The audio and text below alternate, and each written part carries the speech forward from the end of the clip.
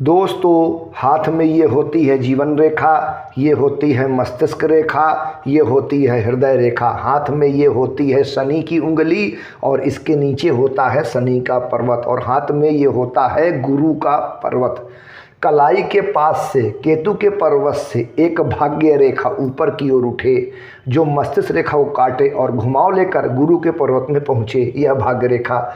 और शनि की उंगली के दूसरे पर्व में एक यव का निशान बने और शनि पर्वत में एक त्रिभुज का निशान बने। मित्रों, ध्यान से देखें, समझ में आ जाएगा। दोस्तों, जब हथेली में भाग्य रेखा केतु के पर्वत से निकलकर गुरु के पर्वत में जब भाग्य रेखा पहुँचती है तो इसे बहुत शुभ और राजयोगकारी माना जाता है। गुरु के पर्वत में पहुंचने वाली भाग्य रेखा को सबसे अच्छा माना जाता है हस्तरेखा शास्त्र में। जब गुरु के पर्वत में भाग्य रेखा पहुंचती है तो ऐसा जातक कभी भी गरीब नहीं हो सकता, यह इस बात की गारंटी होता है। इतनी शुभ मानी जाती है गुरु पर्वत में पहुंचने वाली भाग्य रेखा को। और इसी के साथ जब शनि की उंगली के दूसरे पर्व पर जब यव का निशान बनता है तो इसे विशेष रूप से शुभ और धनदायक माना जाता है। जब शनि की उंगली के दूसरे पर्व में जब यव का निशान बनता है तो शनि पर्वत पर भी त्रिभुज का निशान बनता है। यह एक कॉम्बिनेशन होता है, शनि की उंगली में यव तो शनि के पर्वत में भी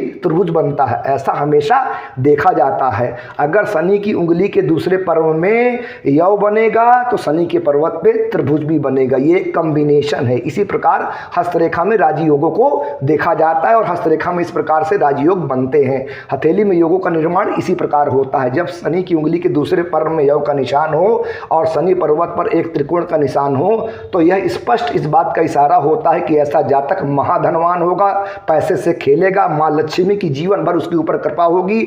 ऐसा जातक व्यापार के क्षेत्र में या राजनीति के क्षेत्र में या धर्म के क्षेत्र में होगा। ऐसे लोग नौकरी करना पसंद नहीं करते, अपना खुद का स्वतंत्र कार्य करते हैं। अगर व्यापार के क्षेत्र में होगा तो बड़े स्तर का व्यापारी होगा, राजनीति के क्षेत्र में होगा तो बड़े स्तर का राजनेता होगा, या धर्म के क्षेत्र में होगा तो बड़े स्तर का धर्माचार्य होगा। ऐसे लोग जीवन में समस्त भौतिक सुखों को भोगते हैं।